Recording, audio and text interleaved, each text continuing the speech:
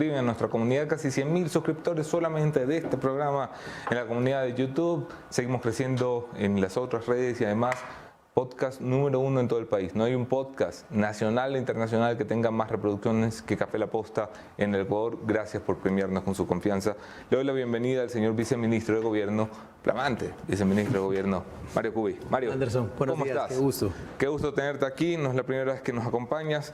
Eras invitado frecuente en condición de analista. Hoy saltaste a la cancha. ¿Qué tal pasar de la tribuna a la cancha? Mira, cuando uno es analista, cuando uno estudia, cuando uno se prepara, cuando el deber llama, por lo menos en la manera en que a mí me formaron, no hay otra opción que responder. Y aquí estamos dando la cara y sobre todo confiando en un presidente de la República que estoy 100% convencido y seguro que es un hombre honesto, es un hombre bueno y que quiere hacerle bien al país, junto al ministro Cucalón, pues haciendo nuestro trabajo. Te ofreció el cargo, me imagino, el ministro Cucalón, porque eres su viceministro. No era el mejor momento para entrar a un gobierno, ¿no? El gobierno atraviesa su peor crisis, todavía no ha pasado. ¿Qué te hizo decir, sí, hombre, me animo? Lo que te decía, quizás mi formación, mira, mi mamá trabaja en una misión arzobispal importante en lugares complejos. Mi papá en su momento fue oficial de la Armada Nacional. Mi familia tiene un poco esa escuela. Y de nuevo, me he formado la vida entera en materia política, en materia legal. Y cuando el deber llama, las circunstancias, creo que la analizan mucho los cobardes. A mí me correspondía estar donde el deber llama y aquí estamos. Enhorabuena, lo celebro y felicidades y éxito, querido Mario. Muchas gracias. Vamos a lo que vamos, las cosas, eso es en lo que coincidimos, vamos a lo que discrepamos. El gobierno pasa su peor momento, un presidente con 10 puntos de popularidad, 12 en su mejor encuesta, un presidente que está en una disputa eterna. Se ha peleado con el presidente de la Corte Nacional de Justicia, se ha peleado con el presidente de la Asamblea Nacional, se ha peleado con las bancadas de la Asamblea Nacional, se ha peleado con la fiscal general, se ha peleado con el Consejo de la Judicatura, se ha peleado con Jaime Nebot, con Otto Sonnenholzner, con Leonidas Issa, con Rafael Correa, con Lenín Moreno. No me alcanzan los dedos en la mano para contar todas las peleas. El problema no es el presidente. Anderson, en política, primero las cosas pasan muy seguido. Creo que si pensamos en dónde estaba el país de hace 5 años, de hace 4, hace 3, de hace 2, de hace 1, tenemos escenarios diferentes. El tema de las peleas en un término me parece algo relativo y al final del camino lo que tenemos es escenarios puntuales donde indefectiblemente vamos a tener que conversar, que negociar y que llegar quizás no a grandes alianzas o grandes acuerdos, pero sí identificando las necesidades más urgentes de la ciudadanía, como lo ha dicho ya el ministro Cucalón, en este caso lo más urgente, el tema seguridad, conversar y llegar a soluciones concretas porque finalmente nuestro trabajo es servir a la ciudadanía, no a nuestros propios intereses o egos. Eso, por ejemplo, y para dejar un punto claro, llamo a la Asamblea Nacional a que más allá del show en el que está involucrada en este momento, con este informe que no tiene ninguna validez legal por ahora, se enfoque como primer elemento en esas reformas constitucionales que ya hemos defendido, incluso el ministro Cucalón personalmente el miércoles pasado, en materia de seguridad, para que finalmente en la Constitución y la ley las Fuerzas Armadas puedan, como la mayoría de ciudadanos buscan, y esto no es un tema de gobierno, sino de prioridad nacional, puedan combatir delitos los más graves en este momento, como son el crimen organizado, el narcotráfico, el lavado de activos. De nuevo, no porque es un favor al gobierno, porque quieran caerle bien al presidente, sino porque su trabajo es atender las prioridades de la ciudadanía.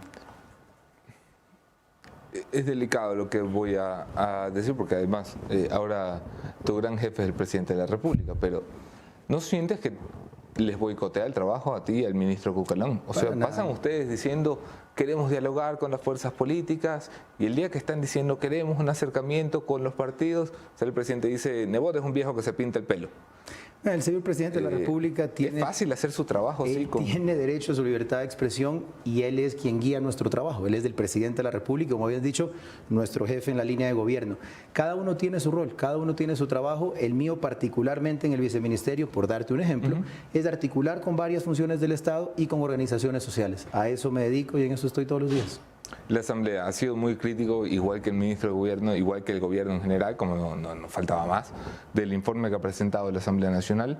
Lo llamaban un informe al vuelo, un mamotreto, un informe impresentable, que carece de argumentos jurídicos, que no se apega a la realidad política, dijiste, en Teleamazonas.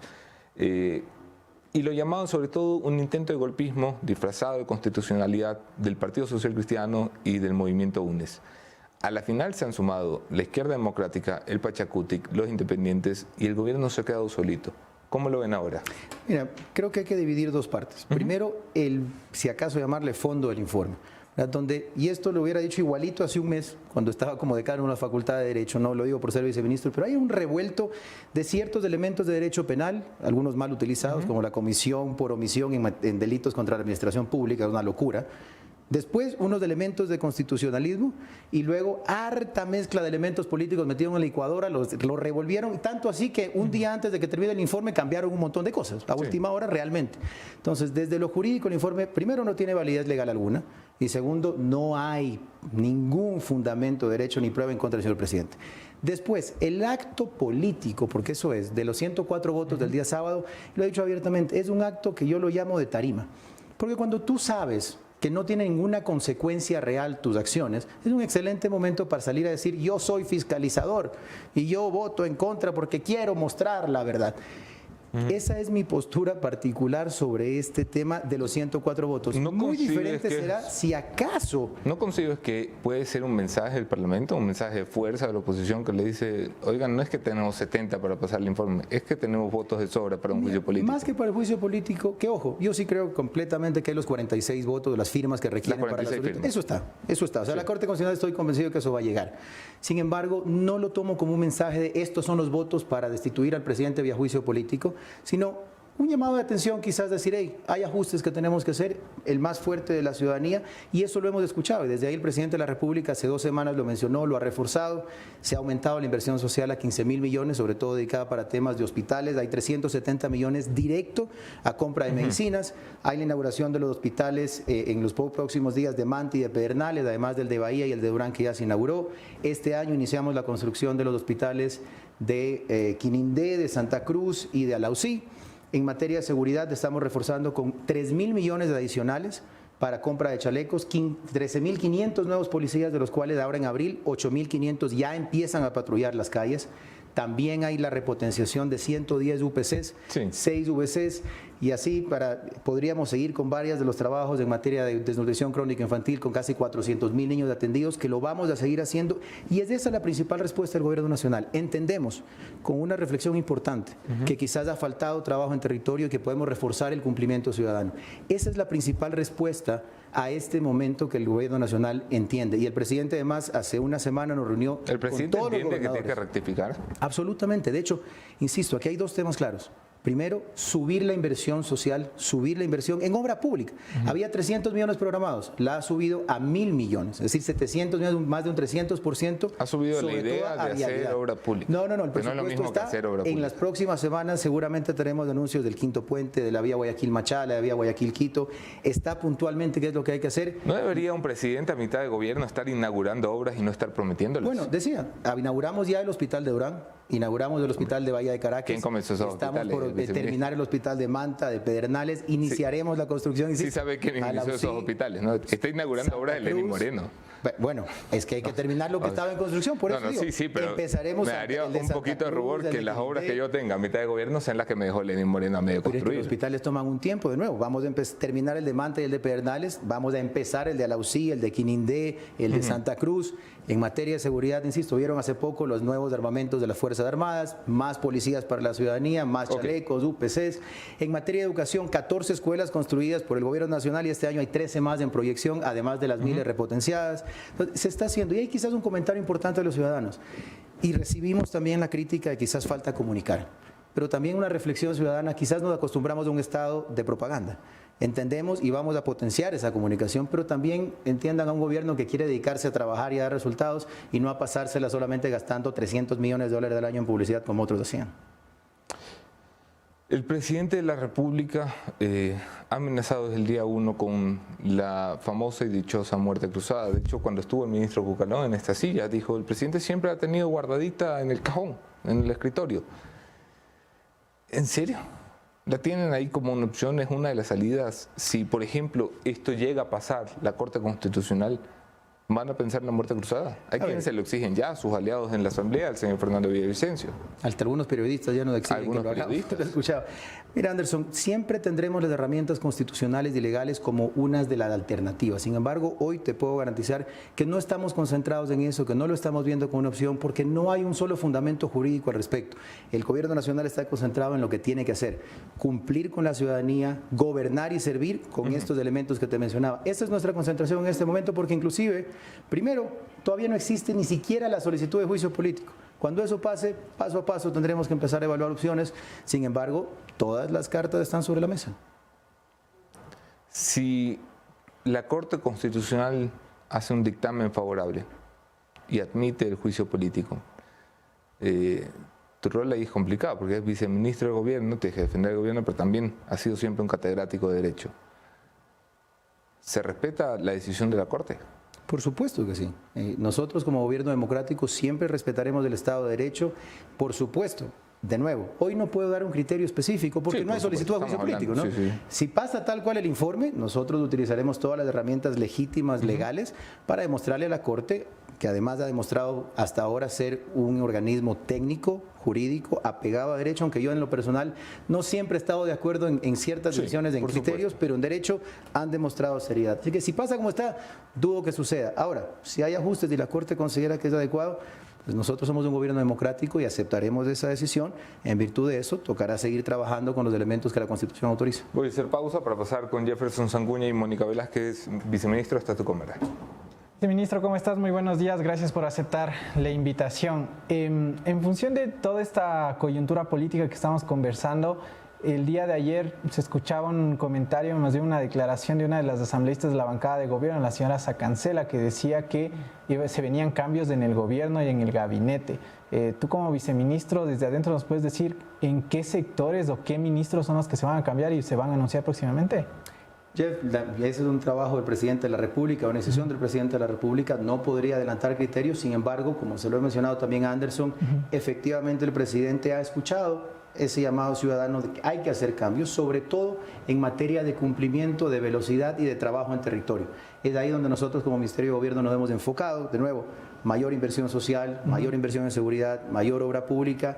El presidente reunió a todos los gobernadores el sábado pasado en la gobernación del Guayas, estuvimos con el ministro Cucalón personalmente y nos dispuso trabajar con intensidad en el territorio. Particularmente, veía ahora las noticias y para hacer una mención, quizás se han dado cuenta en Guayas, el gobernador Tabaqui ha estado intensificando operativos, visitando hospitales para garantizar que eso se esté cumpliendo. O sea, ¿no descartas que hayan cambios en el gabinete? Te soy honesto, no tengo información al respecto y finalmente, insisto, es una decisión exclusiva del señor presidente de la República. Tú decías que dentro del gobierno se han estado escuchando, sí están haciendo una autocrítica de lo que están haciendo. Una de las declaraciones antes de que tú estés como viceministro decías claramente a uno de los medios de comunicación: los resultados de la consulta popular deben ser una cachetada para el gobierno. ¿Han sentido el golpe? Absolutamente, y eso lo digo con absoluta seriedad y transparencia. Entendimos que quizás habían espacios donde hay que ajustar. Insisto, y no es algo menor, yo sé que a veces las cifras grandes pueden resultar un poco etéreas, pero aumentar el presupuesto a 15.000 millones en materia de inversión social enfocada sobre todo 370 millones para compra de medicinas, que era uno de los temas más urgentes, 3.000 millones en seguridad para más policías, chalecos, cascos, UPCs, VCs. Hace poco se entregó a la Comisión de Tránsito 125 vehículos, a la Policía Nacional se les va a comprar 163 vehículos más, el estado de excepción en Esmeraldas, las reformas constitucionales para que las Fuerzas Armadas puedan apoyar a la Policía Nacional en el combate. En materia de vialidad, 700 millones dedicados exclusivamente a obras viales. Creo que son elementos concretos y prácticos que demuestran que se escuchó el mensaje y que inmediatamente estamos trabajando. Les doy un ejemplo puntual de una reunión ya personal con el señor presidente. Las ferias de infancia con futuro que maneja la Secretaría de Nutrición Crónica Infantil, donde atendemos a más de 400.000 niños en esos primeros 1.000 días de vida y más de 280.000 madres. Estábamos en realidad haciendo una semanal. El presidente me vio a los ojos y me dijo: Mario, que sean 2 o 3. Con esa intensidad se escuchó el mensaje y se está trabajando ya en el territorio. Esto evidentemente se traslada a un ámbito social en el que la ciudadanía debería ver los resultados que tú estás diciendo. Esto se está haciendo y la ciudadanía tiene otra percepción. ¿Y hacia qué voy con esto? Tú decías, una de mis funciones es acercarme a los distintos poderes del Estado y a los movimientos sociales. Vamos con movimientos sociales. La CONAIE ha dicho: no vamos a hacer un paro, pero sí vamos a hacer movilizaciones en territorio. El día de mañana incluso se van a sumar a la marcha por el Día de las Mujeres. ¿Has hablado ya con Leonidas Issa o hay al menos una intención del gobierno de hablar con el presidente de la CONAIE? Chef, hay algunos elementos. Primero, efectivamente el gobierno nacional mantiene su brazo extendido, mantiene todas las líneas y canales de diálogo con todas las organizaciones sociales del Ecuador. Hay una coyuntura puntual con la CONAIE, pero es importante entender que el gobierno atiende a los más de 18 millones de ecuatorianos. Desde ahí nos venimos reuniendo pero con Issa es el todos que los les pone actores las condiciones que se quieren muchas reunir veces. con nosotros. Por ahora, yo personalmente no me he tenido la oportunidad de reunirme con Leonidas Issa, no tengo ningún problema en sentarme a conversar, espero pronto se dé la oportunidad, pero sí con varios líderes, tanto de los pueblos afros, líderes indígenas, líderes de jubilados, de maestros, con los que tenemos que trabajar y conversar en proyectos. Y lo que es importante, si bien es cierto, esas tres tiempos. Primero, las mesas de diálogo con la CONAIE y los sectores indígenas del paro de junio de 2022 se cerraron el 14 de octubre del 2022. Ya terminaron las mesas de diálogo con todos los actores que estaban en ella. Luego se estableció una comisión de seguimiento que continúa activa, de la que lastimosamente se han levantado unilateralmente algunos actores. Lamentamos que se hayan levantado, sin embargo, las partes imparciales que son parte de este seguimiento continúan trabajando. En las próximas semanas conocemos que darán su propia postura respecto a los niveles de cumplimiento. Dentro de nuestras cifras hay un 28% de cumplimiento total y un 65% adicional que está en proceso de cumplimiento de estos acuerdos. ¿Por qué? Porque no todo es soplar y hacer botellas. Hay una planificación aprobada en esas mesas de 6 a 12 meses para ir cumpliendo. Entonces, solo el 7%, tan solo el 7% de todos los acuerdos están con algo de retraso o problemas por factores como aprobación de proyectos de ley, en materia, por ejemplo, del gas, que se mantiene el subsidio y el precio oficial, pero que para muchas comunidades se complica porque el transporte en ciertos espacios es carísimo, le llega a costar $3 o $4 adicionales. Estamos tratando de coordinar con los transportistas y empresa privada para reducir esos costos, pero parte de los acuerdos era que las comunidades nos digan los puntos focales donde ellos consideran adecuado que se lleve el gas a precio reducido en transporte. Todavía no tenemos esa información. Entonces, estamos cumpliendo y vamos a seguir cumpliendo aun cuando se han levantado las mesas, porque esa es la palabra del gobierno nacional, así como las demás obras con el resto de organizaciones. En el ámbito de la Asamblea Nacional, y con esto cierro para dar la palabra a la Moni, que también tiene más inquietudes, en Asamblea Nacional, de igual manera, perdónate que lo digo así, pero ¿con qué cara se van a sentar a conversar con los distintos asambleístas cuando las declaraciones, y bien te mencionaba Anderson, las declaraciones del presidente cada vez que se dirige a Asamblea Nacional, a organizaciones sociales, son totalmente despectivas, dicen que la Asamblea no sirve para nada, que en ese cuestionamiento muchos coincidimos por las distintas acciones que han hecho, pero ¿con qué cara se sientan a conversar o cómo se van a sentar a conversar con una función del Estado con el que han roto el puente de diálogo? Jeff, el puente de diálogo nunca está cortado. En democracia el diálogo es la única manera de llegar a acuerdos. Mi trabajo en el viceministerio es justamente articular y coordinar con las demás funciones del Estado. Lo venimos haciendo de manera constante desde que el ministro Cucalón está en la cartera de Estado, desde que yo el 15 de febrero asumí el cargo, lo hacemos prácticamente todos los días con distintas bancadas. ¿Están conversando con los jefes de las bancadas? Por supuesto que sí. ¿Con el Partido Social Cristiano también? Con todos los asambleístas que quieren conversar con nosotros y que, de nuevo, es nuestro trabajo. Y no solo por la coyuntura inmediata, tengamos en cuenta también, de nuevo, el proyecto de reformas constitucionales en materia de seguridad del Estado, que es clave. Se vienen pronto temas como el Código de Trabajo, como la Ley de Aguas, como temas de materia económica que son necesarios y donde esperamos que la Asamblea Nacional, más allá de temas partidistas, de posibles resentimientos o inflados de ego, entiendan que el trabajo de ellos y de nosotros es atender las necesidades ciudadanas. ¿Cómo está, viceministro? Le saluda Mónica Velázquez. Incidiendo con la pregunta que acaba de hacer Jeff, dice que han conversado con varios partidos. Yo quisiera saber cuáles son esos partidos, porque el Partido Social Cristiano, la Izquierda Democrática, UNES, han dicho que no quieren dialogar. Entonces yo sí quisiera saber con quiénes nomás se han sentado a conversar. Gracias, Mónica. Mira, creo que es importante siempre hacer un reconocimiento de los actores políticos y de las declaraciones políticas. Si bien es cierto, han sido muy claros y lo entendemos con la madurez democrática que el ministro Cucalón representa y que el señor presidente de la República también representa, que no hay apertura para grandes acuerdos o grandes diálogos nacionales. Nos gustaría tenerlos, sin embargo, entendemos que esa es la postura. Sin embargo, bajo ningún concepto, ni de nosotros ni de ellos, eso significa que no podemos conversar de temas puntuales, visitar la Asamblea Nacional como corresponde a un viceministerio de Gobierno de Articulación, que ellos visiten entidades gubernamentales en momentos de reuniones específicas. Eso básicamente es hacer democracia y es coordinar aquellos proyectos que además tienen que socializarse y comunicarse a través de esos canales con las organizaciones sociales. Es decir, si bien muchas veces en los medios o las caras oficiales tienen que decir cosas duras, al final del camino la ejecución de nuestro trabajo requiere del diálogo y siempre lo mantendremos. Ha dicho una palabra importante, viceministro: democracia. Anteriormente, el ministro Henry Cucalón decía sobre las protestas: solo mentes obtusas pueden definir como conspiradores a quienes expresan en las calles su justo y legítimo reclamo contra el abuso del poder.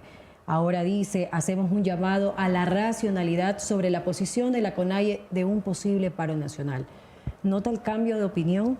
Porque antes sí y ahora no. No, Mónica, no creo que haya un cambio de opinión porque es claro, una cosa es la protesta pacífica, que tanto yo como el ministro Cucalón lo ha dicho varias veces, es constitucional, es legal y es parte de una sana democracia. Así se han logrado muchísimas cosas en la historia mundial y por eso nosotros no tenemos ningún tipo de miedo ni reacción a las marchas pacíficas anunciadas para el día 8 de marzo por distintas organizaciones sociales en virtud del Día Internacional de la Mujer, así como la del 28 de marzo que anunció la CONAIE para llevar un proyecto de ley de aguas a la Asamblea. Mientras sean marchas y manifestaciones pacíficas o protesta social pacífica, es legítima y nadie va a tener un problema al respecto. Sin embargo, si alguno confunde esa visión democrática o esa protesta pacífica con el derecho a destruir el orden social, a dañar bienes públicos o afectar los derechos de terceros ciudadanos, se está equivocando. Y en ese caso, efectivamente, las fuerzas del orden y el señor presidente de la República tienen la obligación de sostener el orden constituido y la paz social. Ahora, hablando del juicio político, usted dice que hay una mezcla de muchos elementos en las denuncias de corrupción y que no hay un elemento en contra del presidente Guillermo Lasso. Pero el primer mandatario, después de 2 meses, ha solicitado a Fiscalía que investigue y que está abierto, da la apertura para que se investigue y poder ayudar con elementos, ¿no? Pero que también en este comunicado dice que se investigue a su cuñado, Danilo Carrera. El presidente ha demostrado a su juicio, y como su cuñado tenía influencias en el Estado, si no era funcionario público. Yo quisiera saber por qué dicen que no hay elementos cuando es evidente que sí tenía relación o influencia su cuñado. Aquí hay que dejar 3 elementos claros. Primero, siempre me referiría al fondo jurídico de ese informe, que no tiene nexos causales, los delitos no tienen ningún sentido como lo están planteando, tampoco tiene validez jurídica ese informe. Eso como punto 1. Como punto 2, hay elementos que la Fiscalía General del Estado, de hecho, se ha reaperturado esa investigación, lo cual desde el Gobierno Nacional felicitamos, porque es importante que la justicia conozca la verdad y que vayan presos todos los que tengan que irse presos. Lo que nosotros aclaramos es que el señor presidente de la República aquí no tiene nada que ver en esta colada, hay ningún nexo causal ni prueba en su contra. Esos son 3 elementos diferenciados. Ojalá pronto la Fiscalía General del Estado y la Policía Nacional encuentre estos sátrapas culpables, seguramente sí, conforme lo dictamine la justicia, y vayan presos donde corresponden los que han cometido actos delictivos. Ojalá pronto la justicia encuentre a estos sátrapas culpables. El presidente de la República le prometió a los ecuatorianos, no en una, sino en 2 oportunidades, en cadena nacional y en entrevista en cadena nacional, que traería del cogote, dijo Hernán Luque. ¿Cómo va esa traída del cogote? Porque hasta donde sé, lo que están haciendo es mirar registros de migración. No. A ver, la Policía Nacional está coordinando acciones, incluso con Interpol, está con todas las herramientas que tenemos a disposición. Tampoco podemos ir con un policía nuestro a buscarlo a Argentina. Lastimosamente la legislación internacional no lo permite, pero la disposición, incluso en la carta que mencionamos... Están trabajando con Interpol. Correcto. ¿En qué? Disculpe, si no hay una orden de captura contra el señor Luque. Todo esto lleva un proceso, pero se ha dispuesto a la Policía Nacional que preste toda la colaboración y todos los recursos que requieran para encontrar al caballero y a todos los que la justicia está buscando. Usted ha sido decano de Derecho. Sin una orden de captura, ¿qué está haciendo la Policía Nacional? Pero eso depende de Fiscalía. Está mirando Twitter. Ojo, eso es importante, Anderson. Yo entiendo, créeme, a veces la promesa del gobierno es, lo vamos a traer del cogote. ¿Cómo? Dentro de nuestras competencias, este es un gobierno democrático. Entonces no la pelotita, la Fiscalía es para Fiscalía. No es la pelotita, el proceso jurídico correspondiente en una democracia como la nuestra es que la Fiscalía lleve la investigación previa, que haga la acusación y una vez que estén los elementos de juicio, poder nosotros desde la policía... ¿El presidente le ha explicado a usted o al ministro Cucalón por qué el gobierno nunca puso una denuncia contra Luque, contra Cherres? No he tenido la oportunidad de esa conversación, pero lo que le puedo garantizar es que tan pronto se conocieron los actos, el caballero no estaba ya en parte del gobierno. No hay ninguna estructura de narcogobierno dentro del Estado. Pero nunca pusieron una denuncia.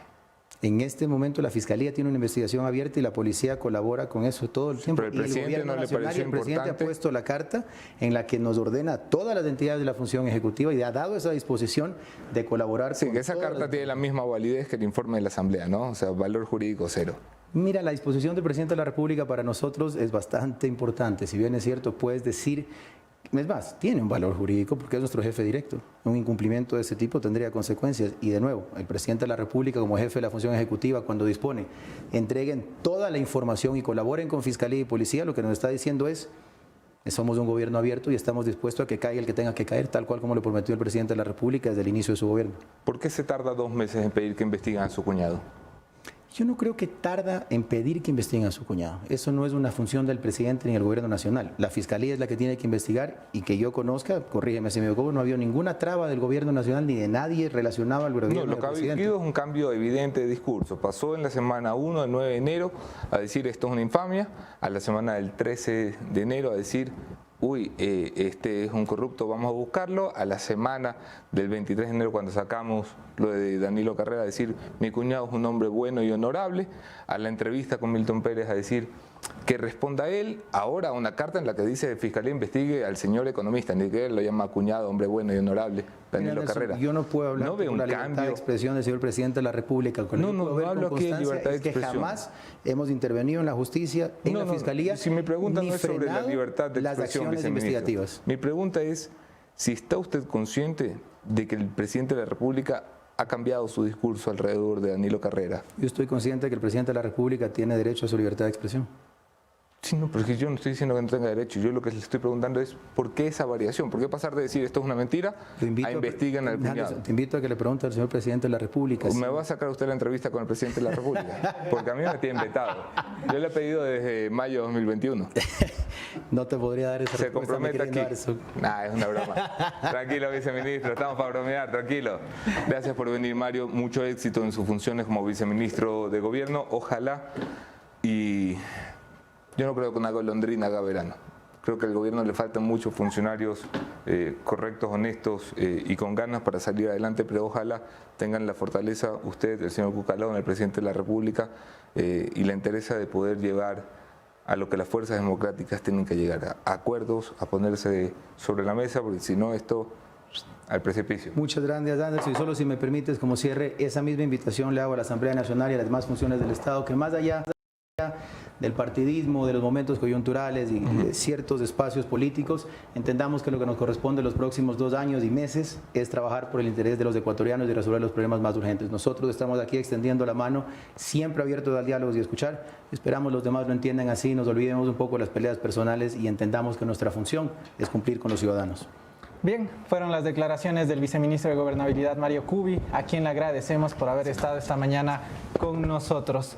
Vamos a continuar con más entrevistas, pero para dar paso a las mismas, siempre buenas recomendaciones a